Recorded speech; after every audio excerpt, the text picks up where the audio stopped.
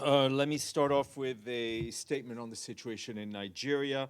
The Secretary General strongly condemns the terrorist attack of February 3rd in Kwara State in Nigeria, which reportedly killed over 100 people.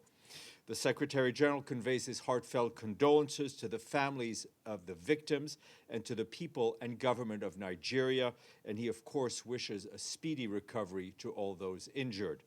The Secretary General reiterates the solidarity of the United Nations with the government and people of Nigeria in their efforts to fight terrorism and violent extremism. He stresses the importance of bringing the perpetrators to justice. And that statement has now been shared with you.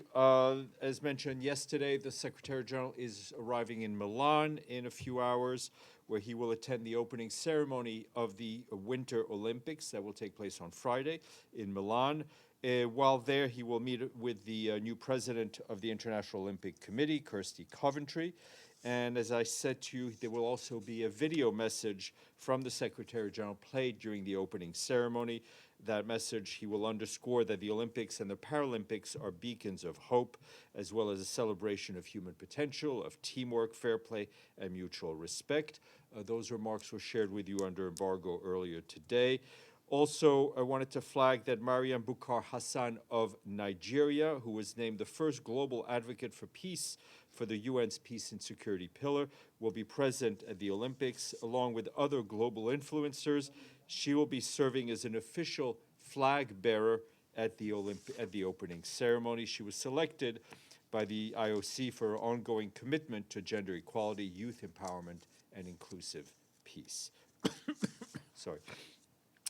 Yesterday evening, we issued a statement in which the Secretary General said the expiration of the New START Treaty marks a grave moment in international peace and security. In the first time for more than half a century, we face a world without any binding limits on the strategic arsenals of both the Russian Federation and the United States.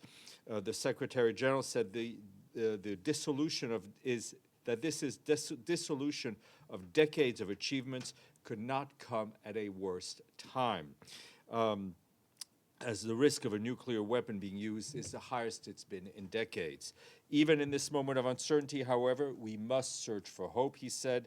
This is an opportunity to reset and create an arms control regime fit for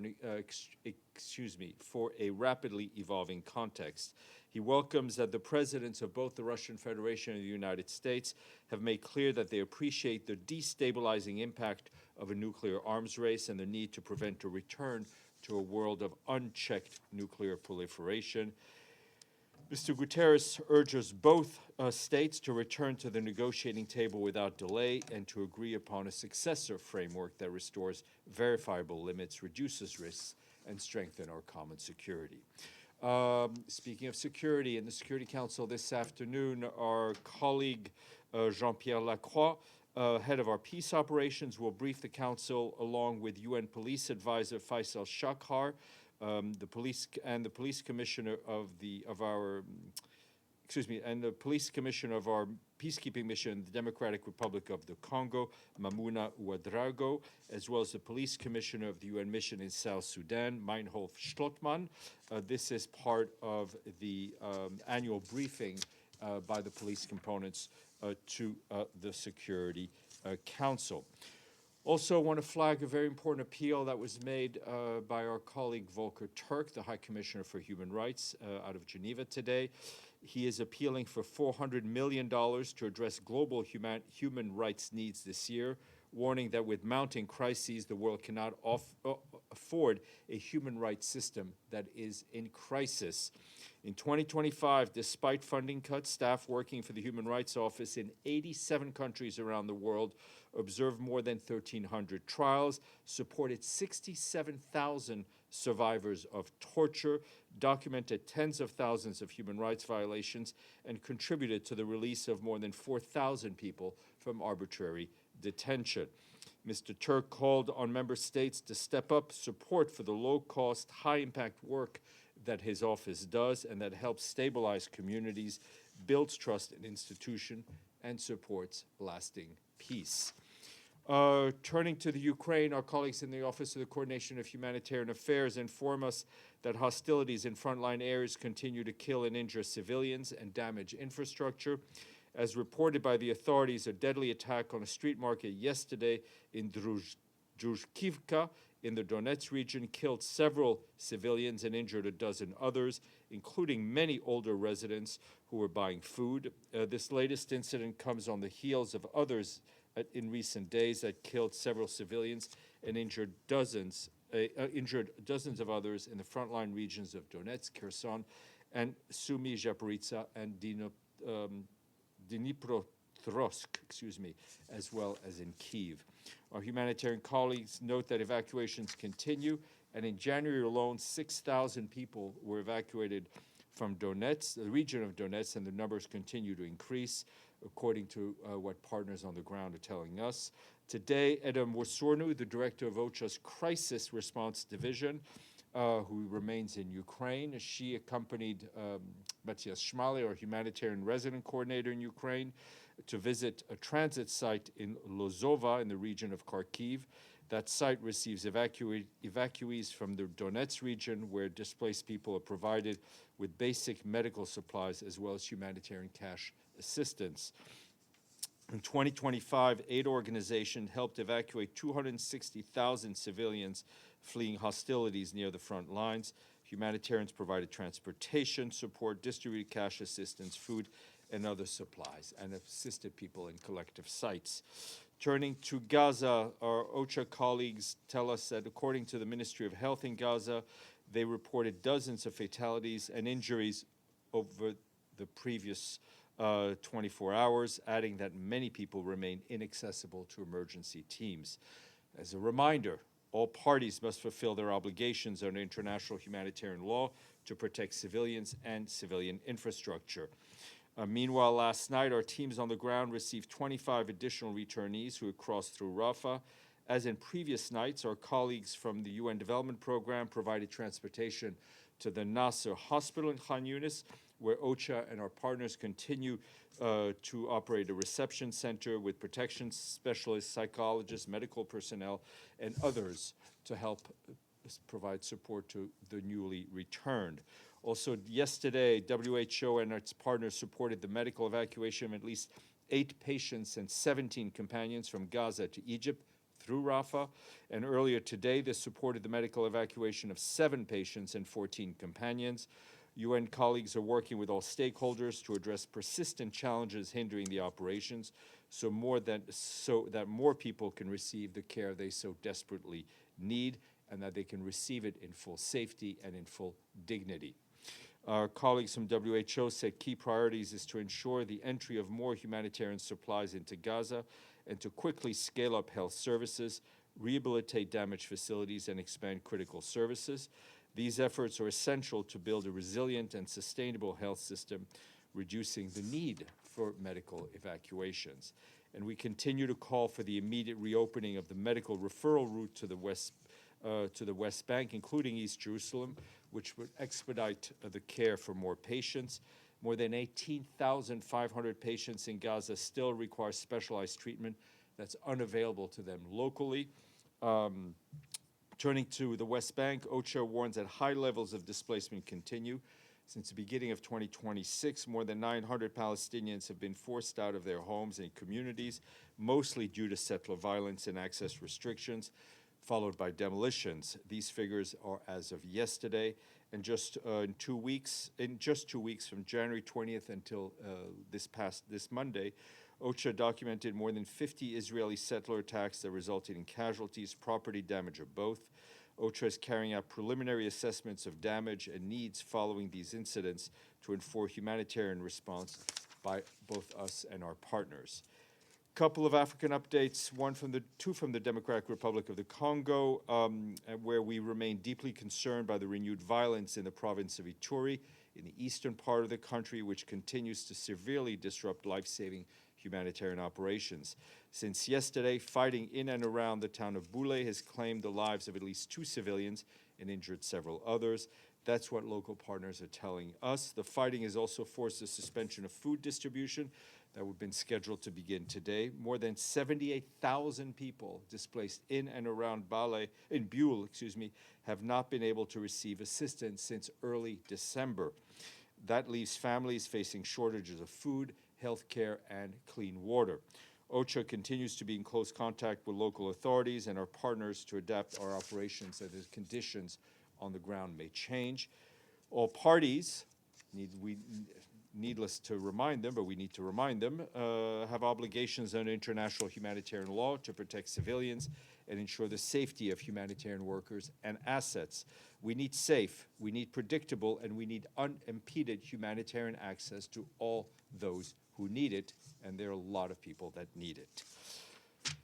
On the peacekeeping front, our peacekeeping colleagues in Congo are telling us that earlier this week they completed the first phase of Operation Nyundo.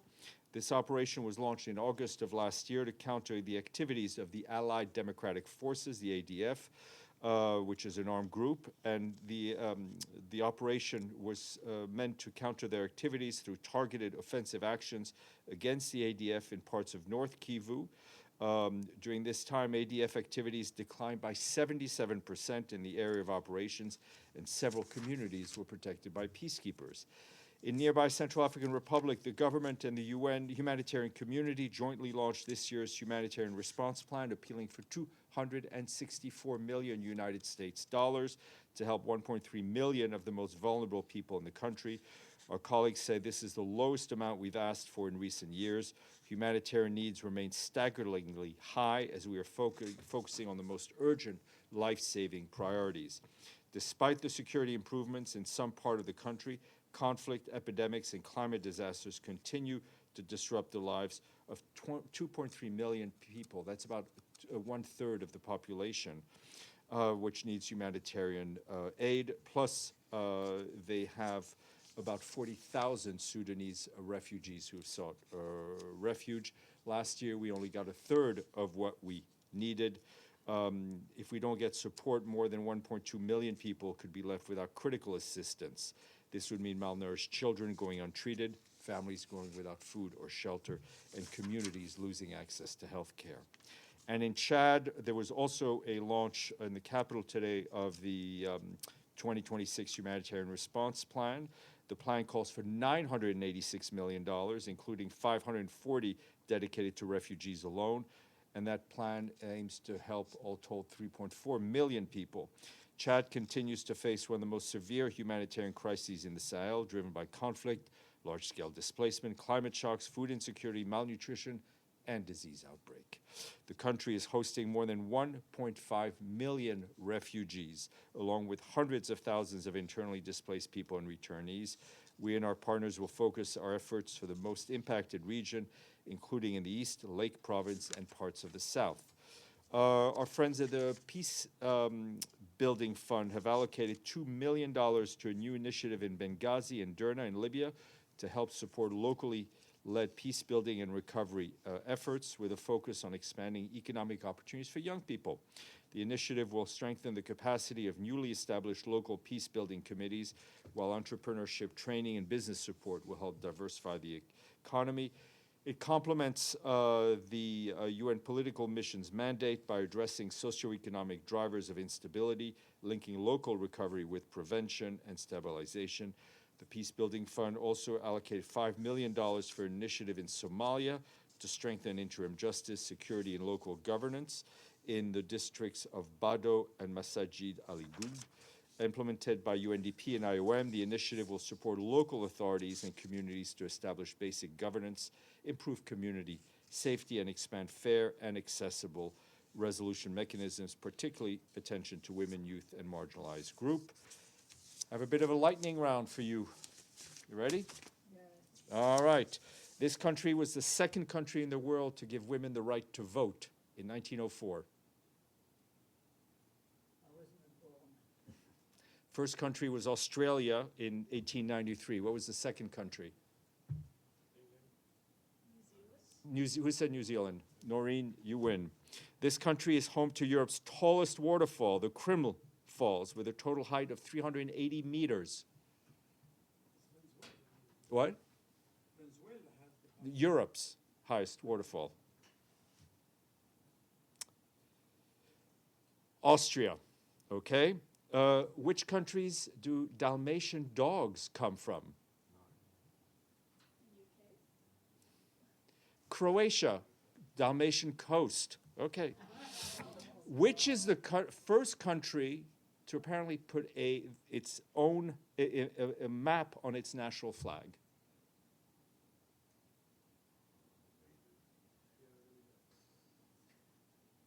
Cyprus. We thank our friends in Australia. Sorry, it's Australia. I'm sorry, you know, I got it completely wrong, and I apologize to all of Australia and to New Zealand. I got it completely wrong. Our quizmaster got it right. I read it wrong. Australia was the second country in the world to give the women the right to vote in 1902.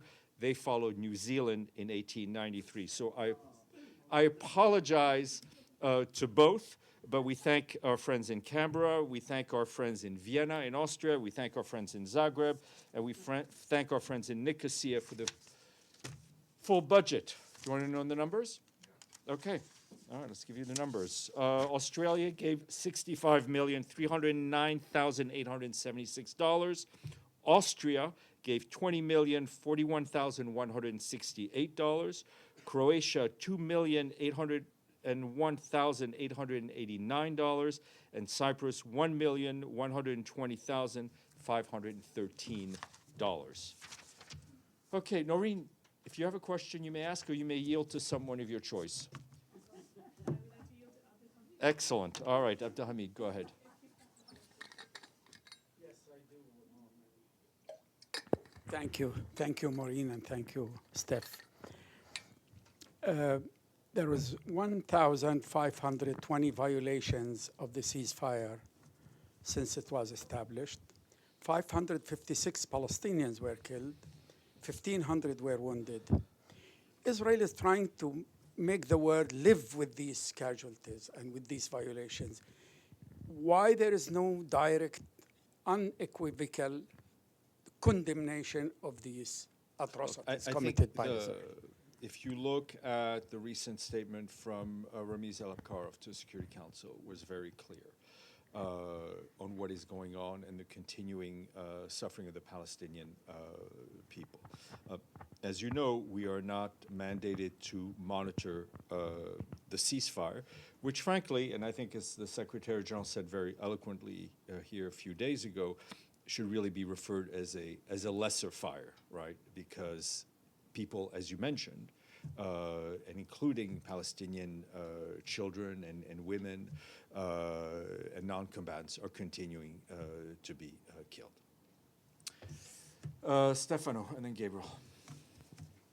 Thank you, Stéphane. The Secretary General, on the eve of the Olympics game in Italy, he gave an interview, did an interview with La Repubblica, and he said, when the law of power replaces the power of law, the consequences are profoundly destabilizing.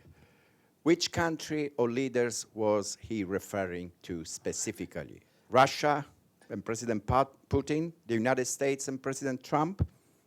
I think when you look at the state of the world today, you see a whole host of situation where power has the power of law has given away to raw power.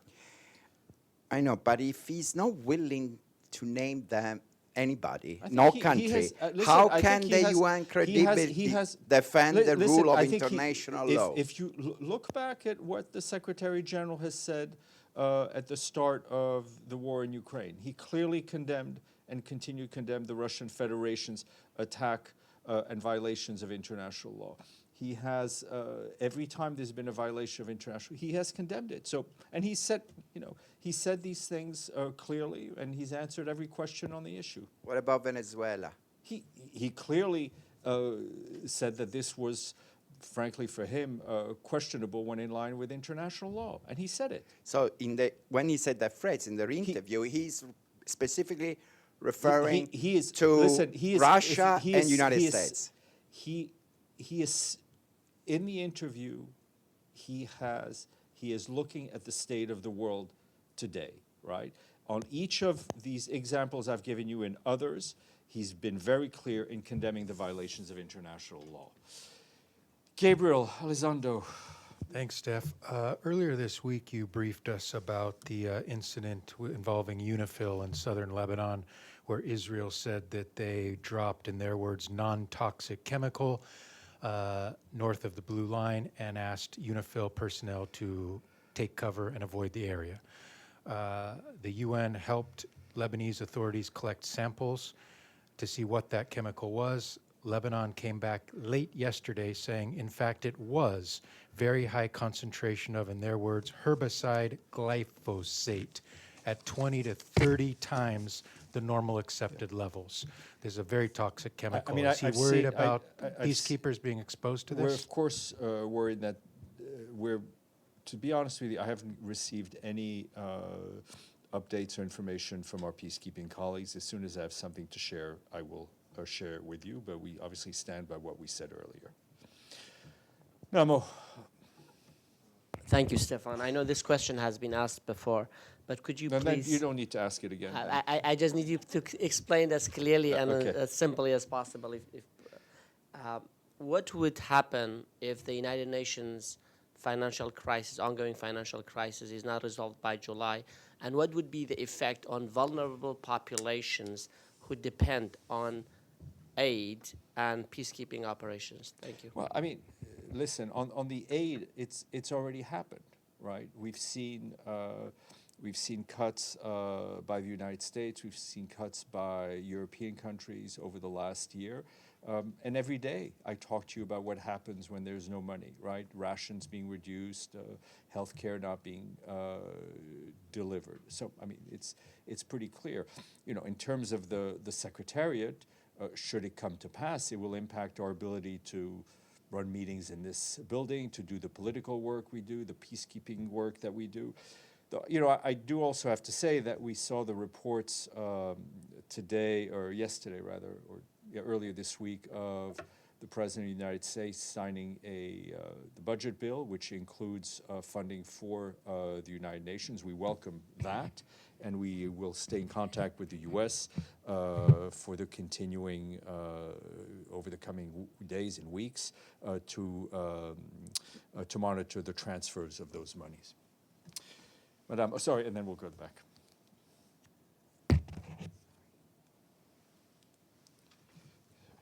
Just to follow up on the chemicals that have been sprayed, I mean, some organizations have described this as a war crime because it actually, I mean, the safety of UN peacekeepers, which is, of course, important aside, this is being sprayed on Lebanese farmlands and agricultural areas. So, I mean, shouldn't this require a... I'm not arguing with you or disagreeing with you in any way, shape, or form. All I'm telling you is that I'm waiting for some updates from our peacekeeping colleagues on this issue, and I have not yet received any. Monsieur. Thank you, Stéphane. There are press reports Put the today. microphone a little closer. Okay. Thank you. There are press reports today that Russian and American officials are negotiating an extension of the New START Pact. First, what's your remark on this? Second, is the UN involved in these talks in No, any way? we're not involved in these talks. Obviously, as the Secretary General said in his statement, he encourages and very much hopes that both the Russians and the UN and the Americans will sit down and talk to hammer out a new framework that's better adapted to the world that we live in. This is a very dangerous period not to have a framework dealing with these nuclear weapons. We hope very much that the talks will be positive and will be fruitful. Let's go to Sinan. Thank you, Stéphane. Yesterday you said there is a request for technical teams to be deployed to Kobani to repair the internet and electricity connection. Yeah. I wonder if you have any update, No, because you said tomorrow. Yeah. No. Thank you. I know what I said, unfortunately, no. Yes, Abdelhamid. Israeli senior military officials admitted that the numbers of death toll published by the health minister in Gaza were accurate. You normally stand with these numbers from the health ministry. Do you have any comment on that? I have no Admitted. comment to make. Our position remains unchanged. Okay, thank you all. Have a great day. And just a reminder, we will